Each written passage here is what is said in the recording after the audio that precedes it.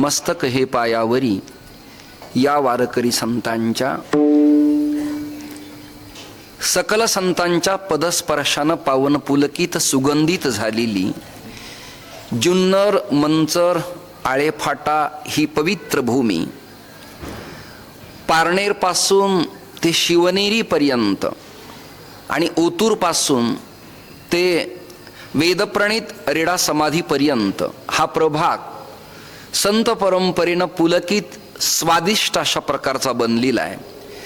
या परिसरात यापूर्वी अनेकविध गावात मी कीर्तन सेवा सज्जनांच्या समोर समर्पित केल्यात, परंतु बऱ्याच वर्षानंतर या उपक्रमाचे निर्माते उद्गाते प्रसवणारे सद्गुरू ब्रह्ममूर्ती श्री महामंडलेश्वर शांताराम महाराज सामाजिक सेवा ट्रस्ट बोरी बुद्रुक तालुका जुन्नर जिल्हा पुणे या पवित्र प्रांगणात आपण कलशारोहण मूर्ती प्राणप्रतिष्ठा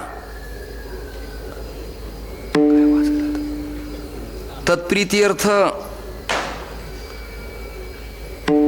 कीर्तन महोत्सवाचं आयोजन आपण सगळ्यांनी केलंय. महाराजांचा परिवार, त्यांना मानणारे अनुयायी, साधक, उपासक, सामान्य उपासनेपासून प्रबोधापर्यंत गेलेला जनसामान्यांचा सर्व अधिकारी वर्ग,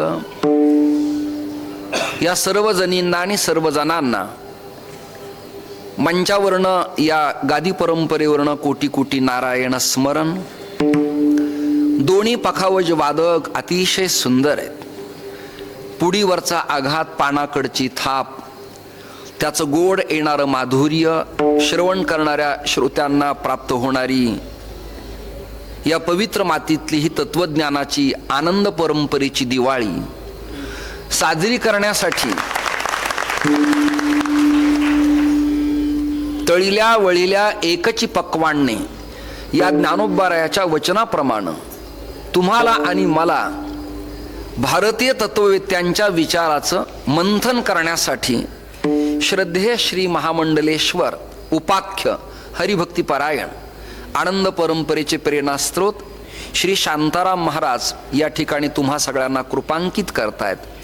एक साधं सरल ओजस्वी परिवर्तनवादी आत्मकल्याण करणारं जनसामान्यांच्या डोक्यावरती हस्तस्पर्श करून शक्तिपात समर्पित करणारं हे घराणं आणि या घराण्यातल्या या महापुरुषाच्या मांदियाळीच्या नामसप्ताहात मी खर्डा, नान्नज आणि जामखेड प्रभागात साधारण 28, 29 की 25 वर्ष झाले कीर्तन सेवा मी केली होती. आप्पानंद महाराजांच्या परंपरेत, शांतानंद महाराजांच्या परंपरेत, ब्रह्ममूर्ती श्रीपाद बाबांच्या परंपरेत, त्यानंतर एक टेलर होते हरिभक्तीपरायण भाऊसाहेब महाराज, राजूर या गावी राहत असत. तिथे मी त्यांच्याकडे येत असायचो. ते त्यांचे उपासक तुमच्या परंपरेतले होते. आणि काल माझे गुरुबंधू कूटचिंतन प्रवक्ता श्री महादेव महाराज राऊत यांचं कीर्तन होतं आणि मी रात्रीच कीर्तनात फोन लावला की महाराज कीर्तनाची वेळ काही बदललेली आहे काय, बिफोर मी केव्हा येऊ. त्यांनी दिलेल्या समीप वेळेप्रमाणे मी लवकरच या ठिकाणी आलो. तेव्हा सगळे माता भगिनी एकसंग होऊन हरिपाठात नृत्य गायन आणि भगवत चिंतनाचा आनंद लुटत होते.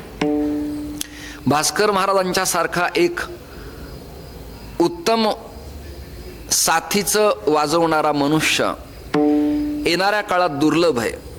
वाजवणारे वेगळे आणि कीर्तनात ठोकापिटी करणारे वेगळे. कीर्तनात साथ लागती. कीर्तनात गाणं, भजन, प्रमाण याला गोडवा आणि ओलावा लागतो. जिकडे तिकडे प्रत्येक सप्ताहात काय इन्फेक्शन झालं हे मला कळायला तयार नाही की प्रचंड नुसता आवाजच वाढवतायत. आवाज वाढवणं म्हणजे ट्विनिंग नाहीये. त्याला कित मापात लागतो, कुठपर्यंत लागतो याची सीमा अपेक्षित आहे. विस्तीर्ण 1.5-2 लाख लोक मंडपात बसली आहेत आणि आमच्या मराठवाड्यातला सारखा भगवानगड, नारायणगडचा किंवा सरला बेटचा सप्ताह आहे आणि 1.25-2 लाख लोक मांदियाळी आहे. तेव्हा सिरीजमध्ये जोडून स्पीकर जर असेल तर आवाज तिथे पोखता असावा. पण या जनसमुदायाला, या हॉलला, या मठ मंदिराला, या आश्रमाला, या ट्रस्टला हा आवाज अपेक्षित आहे. तो तुम्ही मला दिल्याबद्दल संप्रदायाचा उपासक या नात्यानं टाळी वाजून मीच तुमचं स्वागत करतो आहे. माझ्यासमोर ब्रह्मा विष्णू महेश असे त्रिनेत्र माझं स्कॅनिंग करण्यासाठी, चित्रीकरण करण्यासाठी, मला त्यात बांधण्यासाठी आणि झालेली रेकॉर्डिंग आणि चित्रीकरण समाजापर्यंत देण्यासाठी तटस्थ उभेत. त्यांना मी खूप धन्यवाद देतो. तुमच्याही पखावज वादनाला मी नारायण करतो. आणि हे सगळे टाळकरी पारंपरिक लोक आहेत तुम्ही, म्हणून माझी विज्ञापना ऐकून हळूवार तुम्ही चाल म्हटल्याबद्दल बाबांच्या ट्रस्टच्या वतीनं तुम्हाला मी धन्यवाद देतो. किंचाळ्या फोडणं, ओरडणं, कर्कशपणा करणं, आरडाओरडा करणं हे परवडणारं नाही. मी म्हणत नाही, ज्ञानोबारायांच्या वचनाचा मागोवा घेत हा अमृताश्रम तुमच्या समोर काही निवेदन मांडणार आहे.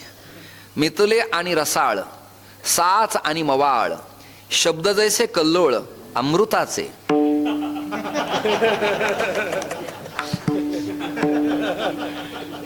त्यामुळं माऊलींचा मला संदेश असल्यामुळं, शांतीब्रह्मनाथांचा संदेश असल्यामुळं आरडा ओरडा करणं हे आपल्याला परवडणारं नाही.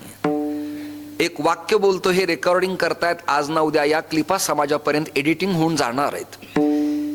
काय झालंय, दूध खराब झालं तर ते गाळून घेता येतं.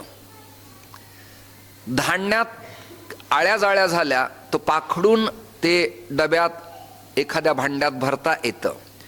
पिठात केर कचरा पडला तर चाळता येतं. पाणी खराब झालं तर गाळून पिता येतं. हवा प्रदूषित आली तर नाकाला मांस बांधता येतं. परंतु आपल्या जे हल्ली प्रदूषण झालंय, नाही कळलं तुम्हाला, हे प्रदूषण कशा कारणाने स्वच्छ होईल यासाठी अट्टहासपूर्वक प्रत्येक मठाधिपतीनं आपल्या साधकांना हे एपिपेन्सिलचं पांढरं इंजेक्शन देणं गरजेचं आहे. प्रदूषण विवर्जित संप्रदायाची शुद्धता, संप्रदायाचं ज्ञान, संप्रदायाच्या महापुरुषांचा मागोवा आणि गुरुशिष्य परंपरा लोकांना कळावी लागते. आता बऱ्याच ठिकाणं तत्वज्ञान खूप मांडण्यात येतं, पण आपल्या गुरु परंपरेच्या तत्वज्ञानाचा अभाव आहे. वाक्य नीट ऐका, आपल्या पूर्व परंपरेचा अभाव आहे. माझ्या कीर्तनात फार चालीच्या अपेक्षा तुम्ही अजिबात करू नका. ग्राउंडला जसे शोला बांधावर झाडं लावलेले असतात, त्याला काऊ आणि चुना लावून असं देखणं काटेरी कुंपण असतं, किंवा एखाद्या रस्त्याला जसे स्तंभ लावलेले असतात, तशी भूमिका तुमची मला कवच करणारी असावी. फक्त ती काटेरी कुंपणाची नसावी. त्याला विली असाव्यात, सुगंध असावा, प्रफुल्लितपण असावं, प्रेम असावं, जिव्हाळ असावा, स्निग्धता असावी, वात्सल्य भाव असावा. तुम्ही खूप श्रम हरिपाठात घेतले, त्यामुळे तुम्हाला आवाजाला ताण होईल असे प्रमाण म्हणण्याची वेळ येणार नाही.